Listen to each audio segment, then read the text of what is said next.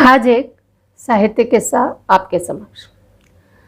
किस्सा जुड़ा है महाकवि सूर्यकांत त्रिपाठी निराला से, जो कि मेरे भी प्रिय कवि हैं। तो ये किस्सा कुछ ऐसा है जिसे पहले तो पढ़ा मैंने तो बड़ी हंसी आई, परंतु उसके बाद करुणा से मन द्रवित हो उठा।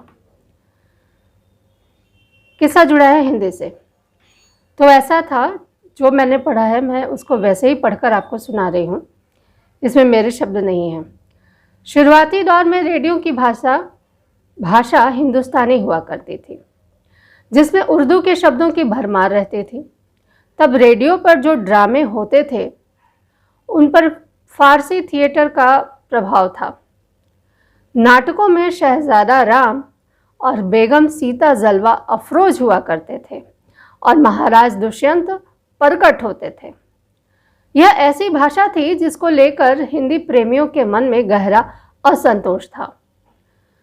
प्रख्यात हिंदी सेवी पंडित श्री नारायण चतुर्वेदी की अप्रत्यक्ष अगुवाई में यह सवाल उठाया गया कि रेडियो पर हिंदी का कोई कार्यक्रम क्यों प्रसारित नहीं होता। प्रख्यात समालोचक डॉक्टर रामविलास शर्मा, माधुरी पत्रिका के संपादक पंडित रूपनारायण पांडे, उपन्यासकार यशपाल, अमृतलाल नागर और भगवती चरण वर्मा जैसे साहित्यकार उनके साथ थे।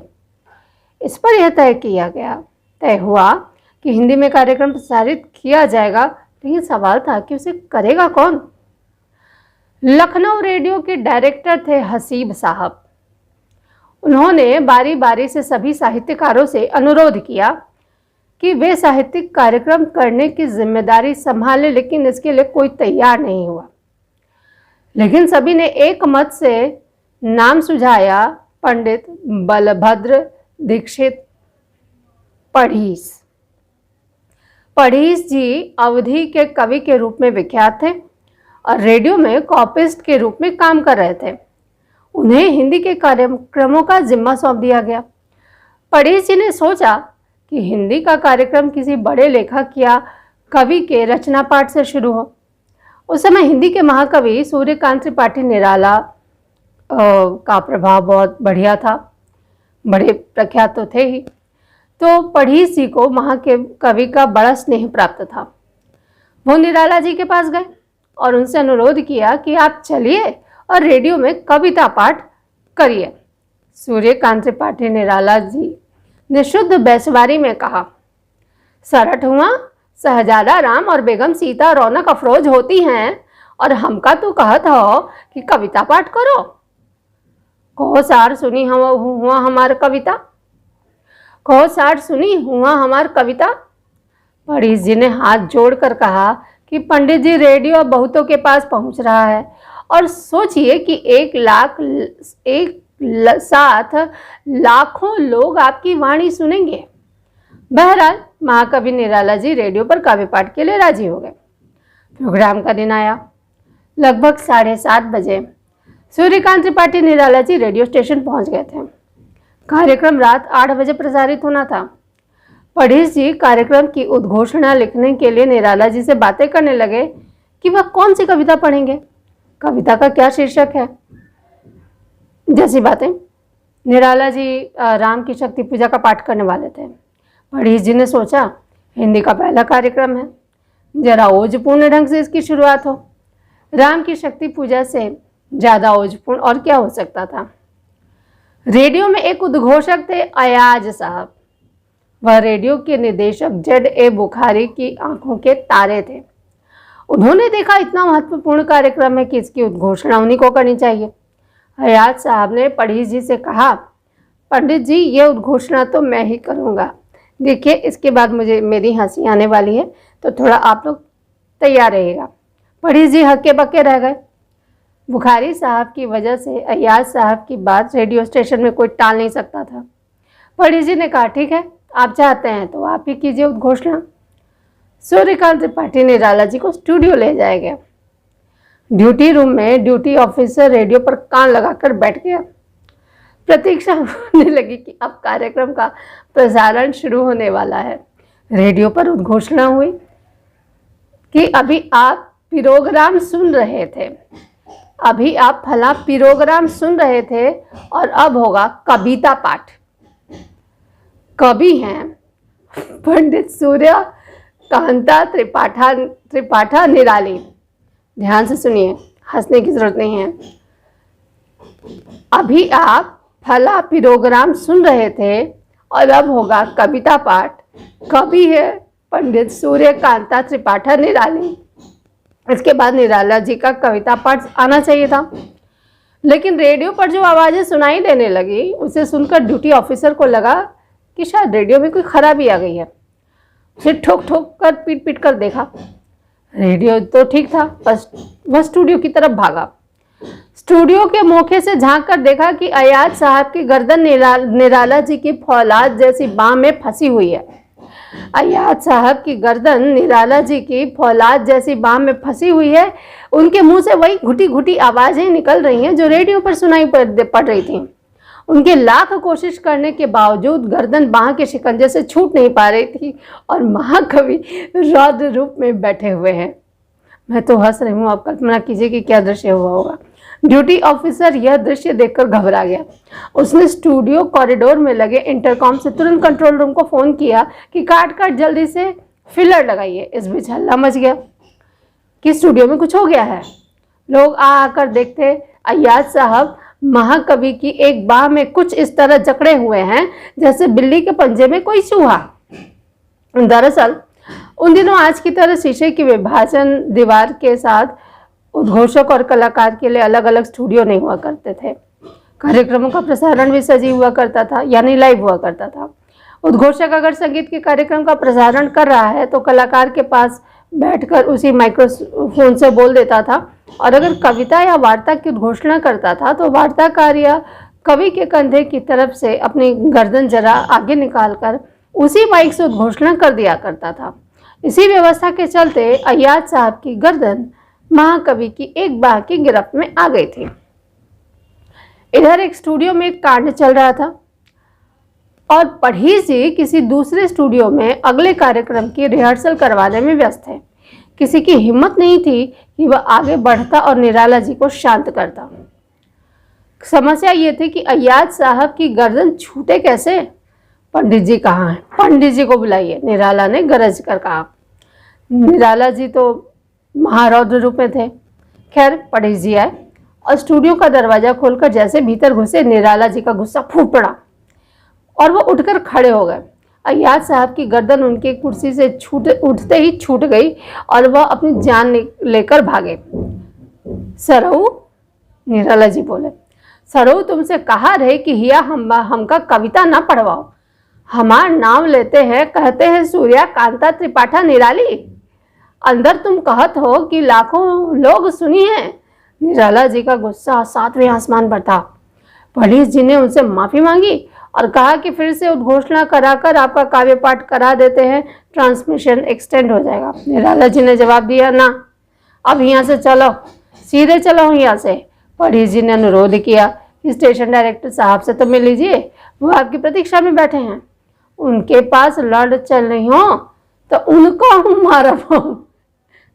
निराला जी बोले कि उनके पास लई चली हो तो उनका हम मारब, हम उन्हों का मारम हम। मेरी भाषा थोड़ी सी गड़बड़ है। उनके पास लई चलू हो तो उन्हों का मारम हम, यानी आप उनको उनके पास ले जाएंगे तो मैं उनको भी पीटूंगा। निराला जी ने कहा और चले गए। ज़्यादातर लोगों को यही बात पता है कि उस घटना के बाद निराला जी कभी रेडियो नहीं गए, लेकिन यह सच नहीं है। अब यहाँ से एक करुण कहानी शुरू होती है। रेडियो से हिंदी के कार्यक्रम प्रसारित हो, इस मांग को लेकर पंडित श्री नारायण चतुर्वेदी ने प्रयास तो बहुत किए, लेकिन सरकारी सेवा में होने के कारण उनका सहयोग अप्रत्यक्ष ही रहता था। उनको बराबर लग रहा था कि सरकारी नीति का न सिर्फ हिंदी को रेडियो में स्थापित होने देने में बाधक है, बल्कि प्रसारित होने वाले कार्यक्रम भी स्तरहीन हैं। रेडियो से प्रसारित होने वाले कार्यक्रमों का विवरण और प्रसारित कार्यक्रमों पर समीक्षा प्रकाशित करने के लिए चतुर्वेदी जी ने एक पत्रिका शुरू की, जिसको नाम दिया आकाशवाणी। इसी आकाशवाणी पत्रिका के अंक 5 में सूर्यकांत त्रिपाठी निराला का वह लेख प्रकाशित है जिसे उन्हें रेडियो पर पढ़ने नहीं दिया गया था। उस लेख में निराला जी ने सरकार की भाषा नीति की आलोचना की थी और बताया था कि किस तरह हिंदुस्तानी के नाम पर उर्दू को हम पर थोपा जा रहा है और किस तरह साधारण हिंदी शब्दों को भी जबरन उर्दू शब्दों में बदल दिया जाता है। पत्रिका के एक अंक में निराला जी की कविता यमुना के प्रति प्रकाशित है, जो उन्होंने 1941 में लखनऊ रेडियो द्वारा प्रसारित एक कवि सम्मेलन में पढ़ी थी। रेडियो पर कविता पाठ की फीस का भी एक जिक्र है इसमें। 1960 में सूर्यकांत त्रिपाठी निराला अंतिम बार आकाशवाणी आए। इस बार स्टेशन था इलाहाबाद, जो कि आजकल प्रयागराज है।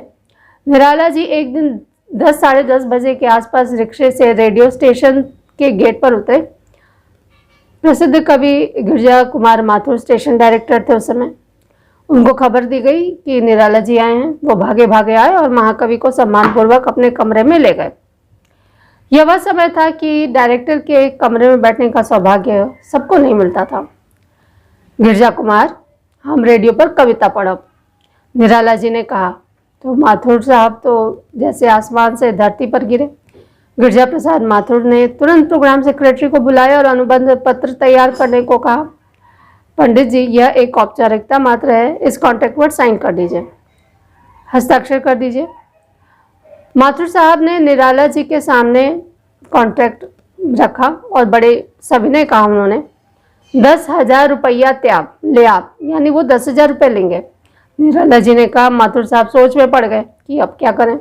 10,000 रुपये तो अगर भारत सरकार भी चाहती तो नहीं दे सकती थी। किसी कलाकार की अधिकतम फीस 100 रुपये से ज़्यादा नहीं हो सकती थी। और निराला जी एक ही बात दोहराए जा रहे थे कि 10,000 रुपया ले, 10,000 रुपया ले और कविता पढ़ाओ। सुबह से दोपहर होने तक आई। ऑफिस का सारा कामकाज रुका पड़ा था। निराला जी की शर्त मानी नहीं जा सकती थी और कविता पाठ करने पर उड़े थे, और वो भी अपनी शर्तों पर। निराला जी जब तक स्मृति भंज के शिकार हो चुके थे, कोई सोची हुई बात दिमाग में से ज़्यादा देर तक टिकती नहीं थी और जल्दी ही पहली बात पर कोई दूसरी बात स्थान बना लेती थी। हुआ यूं था कि निराला जी को खबर मिली थी कि सुमित्रा नंदन पंत अस्वस्थ हैं। वह दारागंज के अपने घर से पंत जी को देखने निकले।